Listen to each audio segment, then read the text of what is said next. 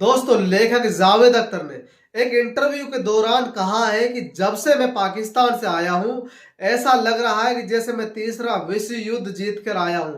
मेरे पास काफी कॉल्स और मैसेज आ रहे हैं। दोस्तों, पाकिस्तान में एक फैज फेस्टिवल चल रहा था। वहां जावेद अख्तर लाहौर के अंदर गए हुए थे।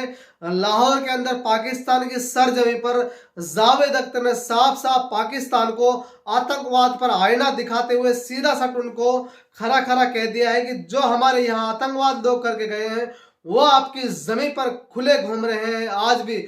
और दोस्तों, एक और बात, बड़ी बात कही है जावेद अख्तर ने पाकिस्तान पर। हम और आप सभी देश के लोगों को जावेद अख्तर की ये बात सुनना बहुत जरूरी है, और उन लोगों को तो, अंधभक्तों को तो सुनना बहुत ही जरूरी है। जैसे धीरेन्द्र शास्त्री जैसे लोगों को तो सुनना बहुत ही जरूरी है, जो हिंदू राष्ट्र के नाम पर देश की आन बान, एकता, अखंडता, भाईचारे को, सेकुलरता को खत्म करना चाहते हैं।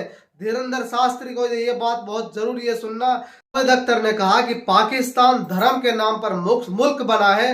आज आप उस मुल्क से सीख लो, उस मुल्क को देख लो कि उसका क्या हाल है।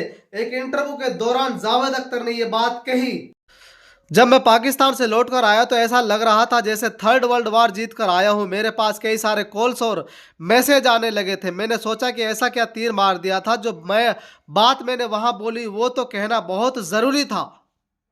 पाकिस्तान में तो मुझे गालियां भी पड़ रही हैं। लोग कह रहे हैं कि मुझे वीज़ा क्यों दिया, लेकिन मैं जिस मुल्क में रहता हूं, अगर यहाँ कोई बात कहने से नहीं डरता तो पाकिस्तान में बोलने से क्यों डरूं। जो बात कही है जावेद अख्तर साहब ने, ये बात बहुत गौर देकर सुनना चाहिए। इस बात को बहुत ध्यान से, पंडित धीरेन्द्र शास्त्री जैसे लोगों को बहुत गौर से और बहुत ध्यान से सुनना चाहिए। इस बात से कुछ सीखना चाहिए। कोई भी धर्म एक देश नहीं बनाता। अगर ऐसा होता तो पूरा मिडिल ईस्ट मिलाकर एक देश होता, साथ ही पूरा यूरोप भी आज एक ही देश के अंतर्गत आ जाता। पाकिस्तान का बनना एक गलती है, लेकिन अब इन्हें इसे बदल नहीं सकते। आज देखा जाए तो पाकिस्तान में अहमदिया और शिया मुसलमान नहीं है, क्योंकि उन्हें वहां से रिजेक्ट कर दिया था। आज हम भी वही कर रहे हैं जो उन्होंने 70 साल पहले किया था। आज आप भी हिंदू राष्ट्र चाहते हैं, तो मैं कहना चाहता हूं वो नहीं कर सके, दुनिया नहीं कर सकी, तो आप क्या कर सकेंगे। जावेद अख्तर ने ये बात बोलकर बिना नाम लिए पंडित धीरेन्द्र शास्त्री जैसे लोगों को आईना दिखा दिया है। पंडित धीरेन्द्र शास्त्री जैसे लोगों को सीखना चाहिए, मिडिल ईस्ट के देशों से सीखना चाहिए। अगर धर्म के नाम पर वो देश बनते तो इतने सारे देश नहीं होते, सिर्फ एक ही देश होता।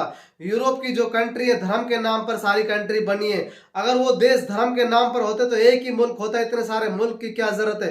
पंडित धीरेन्द्र शास्त्री जैसे लोगों को सोचना चाहिए कि वो देश में आन बान शान और देश की अखंडता, एकता, भाईचारे को हिंदू राष्ट्र के नाम पर खत्म करना चाहते हैं।